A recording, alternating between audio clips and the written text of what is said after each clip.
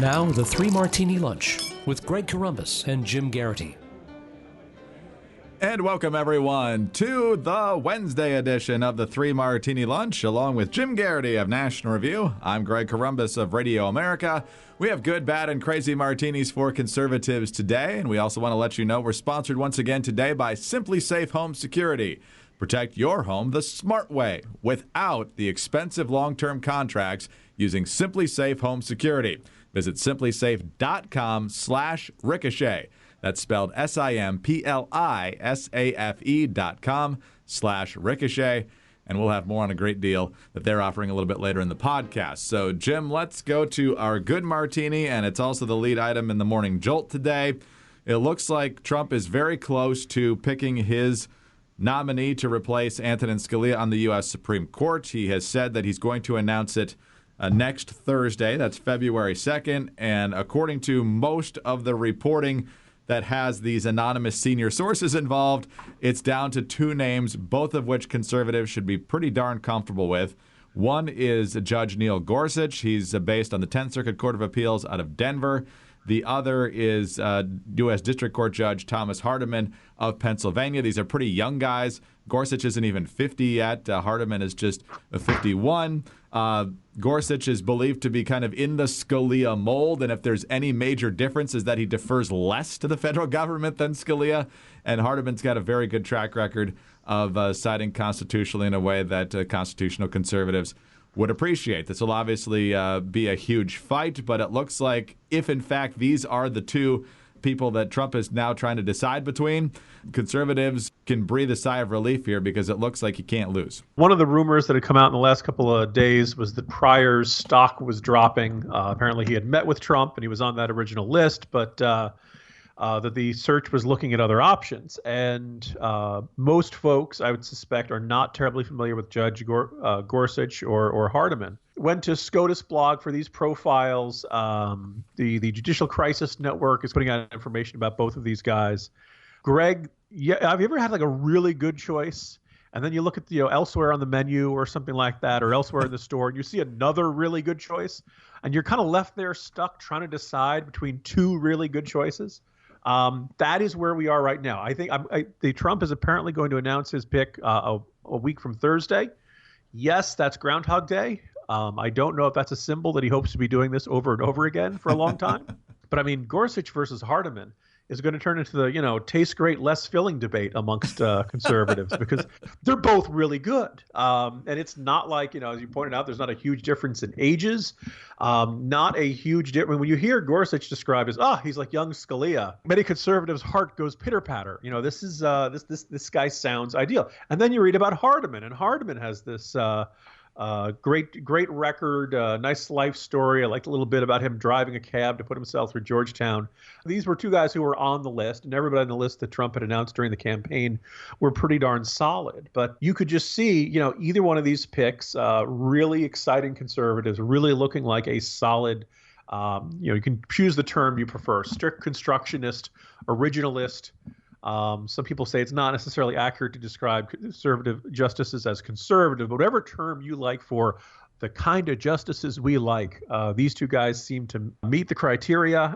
Easy to see a Republican Senate approving these guys pretty quickly. And I don't know, you look at both of these picks and you're trying to decide between the two. Greg, I don't know about you. I'd be calling around the remaining 8 justices and just asking, so how you feeling? Ruth Bader, you doing okay? All right. Clarence, are you enjoying the RV? During summer breaks, you want to spend, no thoughts of retirement? Okay, just wondering, two really good picks. So this could be a big early victory for the Trump administration. We probably shouldn't put the cart before the horse. We don't have the nominee, but if these are the two finalists, looks like two really good choices and maybe a tough one ahead for the Trump administration. Yeah, and of course, no matter who it is, I can already hear Chuck Schumer using the phrase out of the mainstream with the glasses down at the end of his nose and promising a vigorous fight and all this stuff.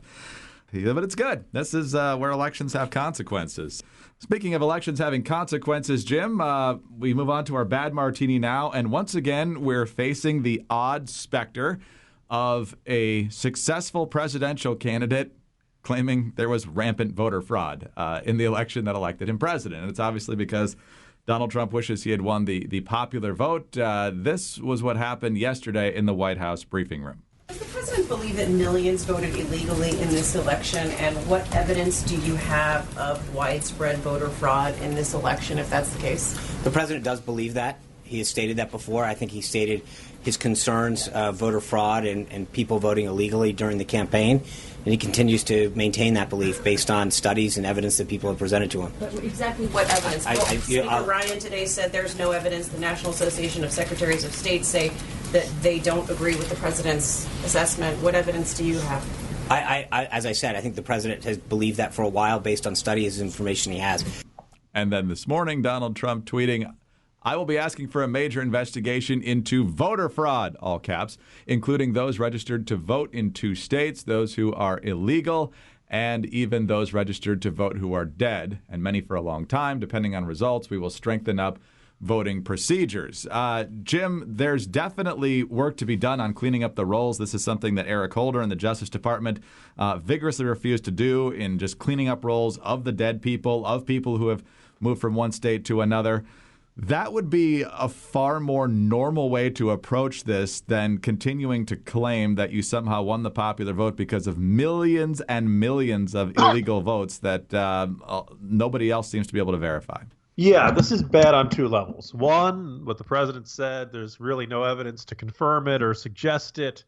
And it's just not good to see the president of the United States going out and saying something that's lying. But what's also really bad is that he really doesn't have a grasp on how an exaggerated statement like this hurts the cause of actual fighting against voter fraud. Talk to John Fund, talk to Hans von Spakovsky, talk to almost any election law expert. They'll say, yeah, it happens. It exists. Is it, it happens at a level where you could see it altering the results of a local race. When Trump talks about people being registered in more than one state, this happens. I believe it was the New York Daily News back in Florida in 2004. It found, say 800, 900 people. Now, most years that's not going to be enough to swing an election result.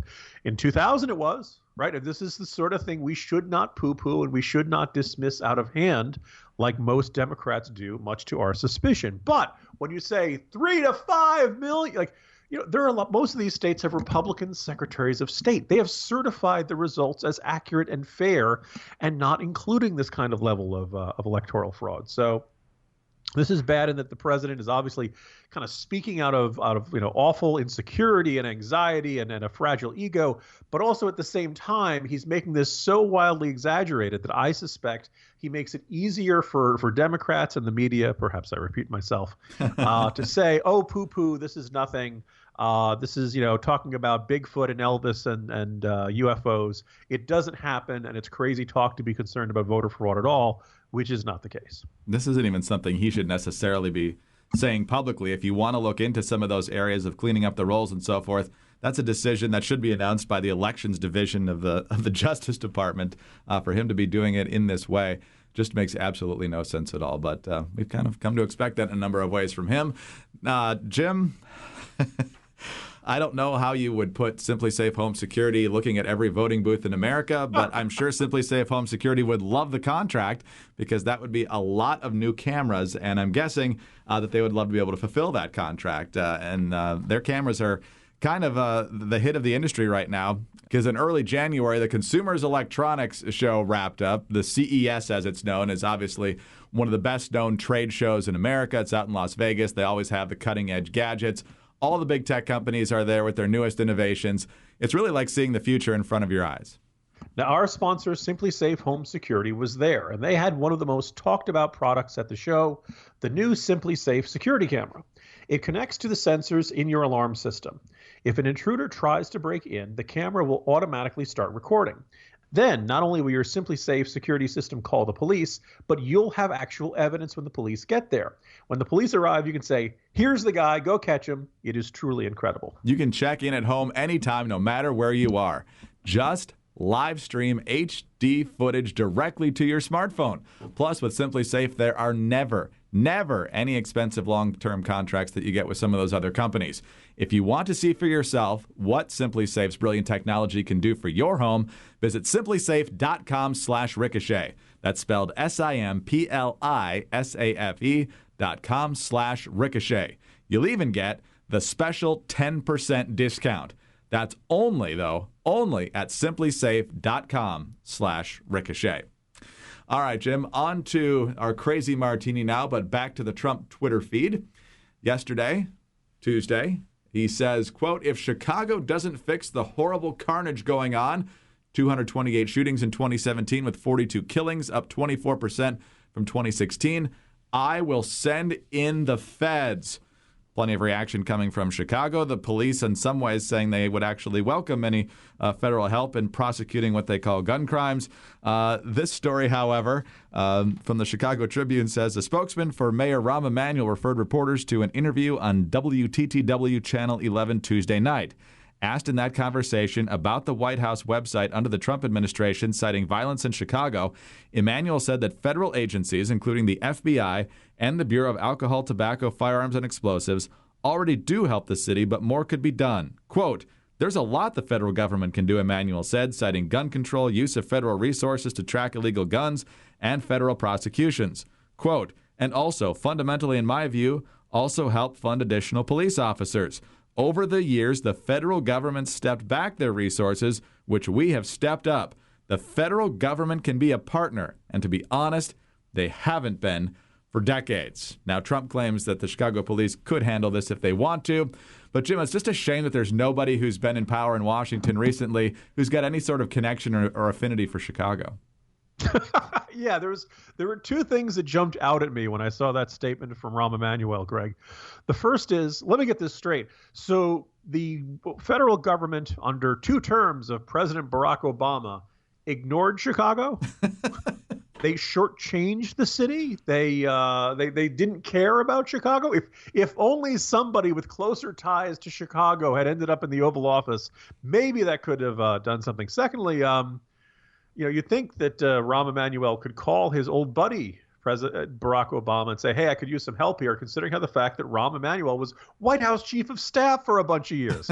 What, did he lose his Rolodex? Are they not taking his calls anymore? Why would, the Obama White House, even with a Republican presidency or a Republican controlling Congress, suddenly not be helpful to Chicago if it really was that? And then the third thing that comes to mind, Greg, so this is why Chicago has the really high homicide rate. It's the lack of help from the federal government. Other big cities which have had, their own problems with crime, but nowhere near on the level of Chicago. Take your pick. New York, L.A. They're big. Basically, no city in the country has the problems with gang violence and shootings and exploding homicide rate and innocent civilians getting caught in the crossfire anywhere near the scale that Chicago does. So the federal government decided to help every place except Chicago? Is that the explanation we're supposed to get here? So this is really implausible blame shifting on the part of Rahm Emanuel and kind of laughable. My sneaking suspicion is that a lot of Chicago Democrats are going to say, oh, it's Trump's fault. It's Republicans' fault, without ever kind of recognizing, hey, wait a minute. At what point does the buck stop with Rahm Emanuel and the folks who've been running the city? And if it really is a federal problem, why didn't their hometown guy, why wasn't he able to do something over the last 8 years? If he was still alive, I can just imagine Marion Barry, the former D.C. mayor, saying, wow, you guys got a murder problem there. To use a very old Dennis Miller joke, Greg, to close out, I was going to observe that for a long time, Washington, D.C. was the murder capital of the world. And people disputed this, saying, wait a second, by sheer number of murders, it wasn't higher than, Bogota, Colombia during the height of the drug wars, some places in Mexico these days. So some people say, should you measure it by total number of murders or should you do it by per capita? Because even then, some places like Youngstown, Ohio can actually jump ahead of that. So I don't know about you, Greg. This is why I think we need a playoff system. Determine who the real champion is instead of relying on this, murder statistic BCS system. But, anyway, if we can't laugh at really horrible violence in cities, Greg, when can we laugh? If you're arguing over the methodology, you got a problem. Jim, have a good day. Talk to you tomorrow. See you tomorrow, Greg. Jim Geraghty of National Review. I'm Greg Corombos of Radio America. Thanks for being with us today. And remember to visit our friends at Simply Safe Home Security. Check out that very cool new Simply Safe security camera and their 10% discount. simplysafe.com/ricochet, SIMPLISAFE.com/ricochet. Join us again on Thursday for the next 3 Martini Lunch.